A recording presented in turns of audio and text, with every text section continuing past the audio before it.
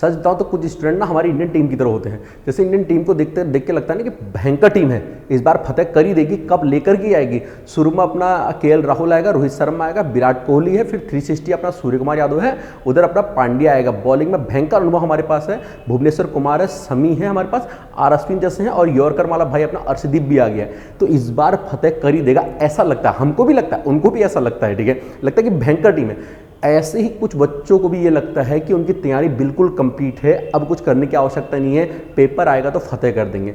लेकिन वास्तव में जैसे हमारी इंडियन टीम कंप्लीट नहीं है ना, जैसे उसकी तैयारी कंप्लीट नहीं है ना, हम टूर्नामेंट शुरू होने से भी पहले ये जानते थे कि हमारी बॉलिंग लाइनअप ठीक नहीं है। टूर्नामेंट शुरू होने से भी पहले जानते थे, टूर्नामेंट शुरू होने के बाद भी हम जानते थे हमारी बॉलिंग लाइनअप ठीक नहीं है। लेकिन फिर भी हम जबरदस्ती का हम बोल रहे हैं कि भयंकर टीम है, कर देगी फतेह, बस अब मैच होने दो, पाकिस्तान के साथ में होने दो, इंग्लैंड के कहीं भी मैच हो जाए, भयंकर तरीके से हम इस बार जीतने ही वाले हैं।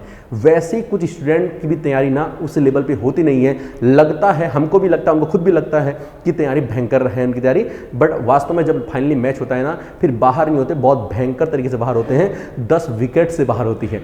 तो ऐसा आपके साथ में अब ना हो, आगे ऐसा ना हो, तो उसके लिए आपको क्या करना चाहिए है, आज चिल्ड्रंस डे पे आपको मैं एक तोहफा देने वाला हूं। अगर आपने इसको फॉलो कर दिया तो डंके की चोट पे बोलता हूं, डंके की चोट पे बोलता हूं, अगर नंबर नहीं बढ़ेंगे ना, वीडियो को डिसलाइक कर देना, और चैनल को अगर सब्सक्राइब कर रहा है तो अनसब्सक्राइब कर देना। लेकिन जितना पहले मैं बोल दूंगा ना, उतना काम कर लेना। देखिए करना क्या है, जिन लोग की तैयारी, मैं ये शुरुआती बच्चों के लिए नहीं कह रहा हूं जो आज से ही तैयारी कर रहे हैं, मैं उनकी बात कर रहा हूं जो लोग 2-3 नंबरों से बाहर हो रहे हैं, काफ़ी टाइम से तैयारी कर रहे हैं, 1-2 साल से 2-3 साल हो गए, लेकिन सिलेक्शन नहीं हो पा रहा है। कैसे नंबर आपके बढ़ नहीं पा रहे हैं? 2019 में पेपर दिया था, वही हम 2-3 नंबर से बाहर हुए, 2022 में पेपर दे रहे हैं, वही 2-3 नंबर से बाहर हुए हैं। रीजन क्या है, सॉल्यूशन बताता हूं, ध्यान समझना। देखिए यहाँ पे करना क्या है, इस 1 महीने के अंदर आपको, आपका जितने भी आपके पास 40-50 दिन बचे हुए हैं, क्या करना है इस एग्जाम से। देखिए यहाँ पे सबसे पहला मैं लेता हूं यहाँ पे हिंदी को, मैं तो एग्जाम्पल के लिए हिंदी ले रहा हूं, आप सभी सब्जेक्टों का इसी तरह आप करना है। देखिए यहाँ पे हिंदी में आपके 20 क्वेश्चन आते हैं, हिंदी में आपके 20 क्वेश्चन आते हैं, ठीक है। देखिए हमारे हिंदी में कहां पे हमारे नंबर चूक रहे हैं, कैसे पता चलेगा? देखिए हमारा क्या होता है ना, हमको क्या करना है ना, जो चीज हमारी कमजोर है उस पर काम करना पड़ेगा। अगर इंडियन टीम बॉलिंग पे काम करती ना, बॉलिंग लाइनअप पे काम करती ना, ठीक है, तो इंडियन टीम हमारी और बेहतर हो सकती थी, बशर्ते कमजोरी पे काम किया जाए। कमजोरी पे काम नहीं करते ना, तो हमारा काम नहीं बन पाता है। ठीक है, समझाता हूं क्या करना है नंबर बढ़ाने के लिए। जैसे मैंने बोल दिया, आपने वीडियो का पेपर सॉल्व किया आपने, ठीक है, आपने क्या किया, जो भी वीडियो का एग्जाम होता है इसे आपने सॉल्व किया। हिंदी के पहले हिंदी कर लेना, ज्यादा लोड मत लेना, हिंदी के कर लेना, ठीक है। मैंने बोल दिया हिंदी के आपने 20 पेपर आप सॉल्व कर लेना। तो एक पेपर में कितने क्वेश्चन होते हैं? 20 होते हैं, तो 20 पेपर में कितने होंगे? 400 प्रश्न हिंदी के आप सॉल्व कर लेना। देखिए कैसे करना है, वीडियो का पेपर आपने सॉल्व किया, 20 प्रश्न आपने सॉल्व किया, आपने देखा कि 20 में से आपने 14 आपके सही हो गए हैं, लेकिन 6 आपके गलत हो गए हैं। करना क्या है, जो ये 6 आपके गलत हो रहे हैं ना, इन टॉपिकों को यहां पे लिख दो। इन टॉपिकों को करना यहां पे लिख दो, जिन टॉपिकों से आपके क्वेश्चन गलत हो रहे हैं आपने लिख दिया, कोई इश्यू वाली बात है, ठीक है। अब वीडियो के बाद आप दूसरे पेपर में आ जाओ, ठीक है। मैंने बोल दिया आपने कनिष्ठ सहायक का पेपर सॉल्व कर दिया, जो अभी रिसेंट का पेपर हुआ है कनिष्ठ सहायक का, मैंने ऐसे मान लिया। यहाँ पे इसकी भी आपने क्या किया, यहाँ पे आपने इसके 20 प्रश्न सॉल्व किए, आपने देखा कि 20 में से कनिष्ठ सहायक में मैं 13 ही सही कर पाया हूँ, 13 ही सही कर पाए मैं, मेरे 7 गलत हो गए हैं। 7 कौन से हैं? उन टॉपिकों को यहाँ रख दो। अगर आप ये 7 टॉपिक दोबारा करोगे ना, उसमें से 1-2 टॉपिक रिपीट हो जाएंगे, जो टॉपिक रिपीट होगा ना उसके आगे इधर +1 कर देना, ठीक है। आपने इधर +1 कर दिया। देखिए पे अगला पेपर आपने एक सॉल्व किया, आपने मैंने मान लिया था फॉरेस्ट गार्ड का, आपने फॉरेस्ट गार्ड का आपने पेपर सॉल्व किया, 20 प्रश्न के, आपने देखा कि इसमें आपने 15 सही कर दिए हैं, आपके 5 गलत हो गए हैं। जो 5 गलत हुए ना, उन टॉपिकों को यहाँ पे लिख दो, जो रिपीट हो गया ना उसके पीछे लिख दो। एक यहां रिपीट हो गया, मैंने मान लिया, एक यहां रिपीट हो गया, ठीक है, एक यहां रिपीट, एक यहां रिपीट, ऐसा कुछ रिपीटेशन चल रहा है। अगला पेपर आपने सॉल्व किया, ठीक है, आपने देखा कि अगले पेपर में आपके जो प्रश्न है उनकी संख्या आपने 16 सही कर दी है। आपने कितने कर दिया पे? आपने 16 सही कर दी, या ऐसा कुछ सही कर दिया आपने। मेरे कहने का मतलब क्या है, ठीक है, जितने आपके 4 आपके गलत हो गए, 4 टॉपिक यहां पर लिखो, 1-2 टॉपिक रिपीट हो जाएंगे, जो रिपीट हो गया यहां लिख दो, एक टॉपिक आपका यहां भी रिपीट हो गया, एक यहां आ गया आपका, इस तरह से आपके आ गया। अब देखिए अगर आप 20 पेपर आप सॉल्व कर दोगे, कितने करने आपको? 20, ज्यादा भी कर सकते हो, आपके ऊपर रहेगा। मेरे हिसाब से 20 आपका इनफ रहेगा। 2014 के बाद जो पेपर हुए हैं ना, उनको अगर आप सॉल्व कर लोगे तो आपका काम हो जाएगा। देखिए आप क्या करना पे, अब जो आपके ये टॉपिक निकल करके आए हैं फाइनली, आपकी कमजोरी ये है, आपकी जो कमजोरी है ना वो ये कमजोरी है। अब क्या करिए, देखिए आपके सर्वाधिक क्वेश्चन आपके कहां गलत हो रहे हैं, आपके यहां गलत हो रहे हैं। मैंने ऐसा मान लिया ये जो टॉपिक है, ये टॉपिक आपका वाक्य वाला है, मिश्रित वाक्य, ठीक है, ऐसे वाले वाक्य जो है संयुक्त वाक्य, ये आपका गलत हो रहा है। दूसरा ये वाला जो टॉपिक है मैंने मान लिया विलोम शब्द वाला है, ये विलोम शब्द वाला है, ठीक है। बाकी ये संधि वाला है, संधि से आपका एक ही बार गलत हुआ है, संधि एक ही बार, मैंने अभी उपसर्ग प्रत्यय है ऐसा कुछ मैंने मान लिया।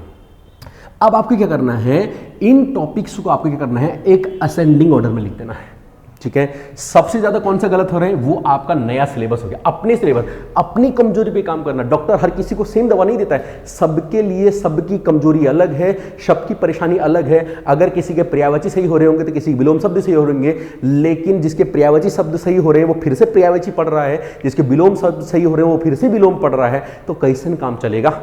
काम तो तब होगा ना, नंबर तो तब बढ़ेंगे जब हम कमजोरी पे काम करेंगे। कमजोरी पे काम करने के लिए ये काम करना बहुत महत्वपूर्ण रहेगा। देखिए यहाँ पे आपने अब अपना एक अपनी कमजोरी वाला सिलेबस निकाल लिया, बाकी हिंदी छोड़ दो, आप अपनी कमजोरी का सिलेबस निकाल लिया। सबसे ज्यादा आपके वाक्य में गलत हो रहे हैं सर, दूसरे नंबर पे आपके विलोम शब्द गलत हो रहे हैं, विलोम गलत हो रहे हैं आपकी, ठीक है। जो आपके गलत हो रहे हैं ना, उसकी एक लिस्ट बना लो, उसकी एक लिस्ट बना लो।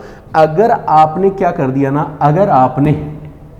अगर आपने ये लिस्ट बना दी और इस लिस्ट को आपने कंप्लीट कर दिया, मैं डंके की चोट पे फिर से बोल रहा हूं, ये जो 14 सही हो रहे थे ना, 17 सही होने लग जाएंगे, 18 सही होने लग जाएंगे। अगर आपने ये काम कर दिया, 13 सही हो रहे थे ना, यहाँ पे 7 गलत हुए थे, डंके की चोट पे बोलता हूं। अगर यहाँ पे 13 की बात अगर आपके 16 नहीं हो गए तो आप मेरा नाम बदल देना, मैं आपको ये बहुत विश्वास और जिम्मेदारी से बोलता हूं। ये एक्चुअल में क्या है ना, जो मैंने कर रखा है, जो मैं करता हूं, मैं उन चीजों की यहाँ पे मैं बात करता हूं। मैं कहीं से सुनी सुनाई बात मैं कभी भी नहीं करता है, वहां से मैंने सुन लिया होगा, उसने ऐसा बताया नहीं, जो मैं एक्चुअल में मैं करता हूं, मैं फॉलो करता हूं, उसी चीज को मैं आपको यहाँ पे बताने का प्रयास करता हूं, ठीक है। तो ये आपको कर लेना है। हाँ, एक काम आप क्या कर सकते थे, आप थोड़ा सा, कभी बार ऐसा होता है ना, हम ये लिस्ट बनाने के चक्कर में हमने पहले सोचा 50 पेपर करेंगे। कितने पेपर करेंगे हम? 50 पेपर करेंगे, हमने ऐसा सोच लिया, और 50 पेपरों करने में ही हमें पता लगा 20 दिन लग गए। कोई ऐसा हो भी जाता है ना ऐसा, लेकिन टाइम इतना नहीं। क्या करना है, देखो एक पेपर जैसा आपने सॉल्व किया, इसमें आपके 6 टॉपिक निकले हैं, एक टॉपिक कितने लगे, 6 टॉपिक निकले, ठीक है। देखिए पहले क्या करना है, एक पेपर सॉल्व करके जो 6 टॉपिक निकले हैं ना, पहले इनको तुरंत निपटा दो भैया। 6 टॉपिक पहले मैं यही करूंगा, अगला पेपर तब करूंगा, उसके बाद जाकर के मैं क्या करूंगा, ये टॉपिक लिखूंगा। और मैं आपको बताऊं, अगर आप ऐसा करके ये टॉपिक कंप्लीट कर देते हैं ना, नीचे को आप देखोगे आपके टॉपिक कम होने लग जाएंगे, क्योंकि रिपीट वाले टॉपिक तो आप देखो, जो प्रश्न आपने यहां गलत किया है उसको आप यहां थोड़ी ना गलत करोगे। जो प्रश्न आपने यहां गलत किया है, क्योंकि वो टॉपिक आपने कर लिया ना। सपोज अगर आपका वाक्य वाला क्वेश्चन गलत हो रहा था, तो वाक्य वाला टॉपिक आपने निपटा दिया है, तो अगर अब अगली उसमें वाक्य वाला पेपर क्वेश्चन आता है, तो ये टॉपिक थोड़ा ना इसमें होगा, नहीं होगा ना टॉपिक, ठीक है। तो इस तरह से एक बार पूरे पेपर सॉल्व करके कंप्लीट लिस्ट बनाने से अच्छा है क्या करने का है, एक पेपर में जितने आपके कंफ्यूजन वाला टॉपिक है पहले उनको आप सॉल्व करो। इसी तरह से आपको उत्तराखंड में भी करना है, इसी तरह से आपको जीएस में भी करना है, ठीक है। देखिए जिसको मेहनत बोलते हैं ना वो यही होती है, जिसको मेहनत बोलते हैं वो यही होती है। वरना तो देखो हम 2000 इतने साल से हम पेपर देते आ रहे हैं, आज तक भी हम लास्ट टाइम पे फिर हमारा वही हाल होता है जो आज तक होता आया है। नंबर बढ़ाने हैं तो ये काम करिए, छोड़िए बाकी सब बातों को। नंबर बढ़ाना है तो ये काम करिए। अगर ये करके नहीं होगा ना, तो दावे से बोल रहा हूं, चैनल को अनसब्सक्राइब कर देना और वीडियो को आप डिसलाइक कर देना। लेकिन अगर आपको वीडियो पसंद आती है, आपको लगता है कि ऐसा करने से मेरा सिलेक्शन होगा, मां साहब ने कुछ अच्छी बात बताई है, तो फिर सब्सक्राइब किए बिना जाने का नहीं है, लाल बटन पहले प्रेस करने का। चले तो नहीं हुए ना, अभी यही बैठे हो तो तुम आपको लग रहा होगा ना कि ठीक ही बात चली। जब भी ना आप बैठे हो तो भैया नीचे सब्सक्राइब वाले बटन को क्या करना है, क्लिक कर देना है, लाल बटन को प्रेस करना है। अगली वीडियो में इससे बेटर कंटेंट कुछ आपको बेस्ट आपको बताऊंगा जो आपके लिए हमेशा हेल्पफुल रहेगा। थैंक यू, शुक्रिया, all the best, good luck.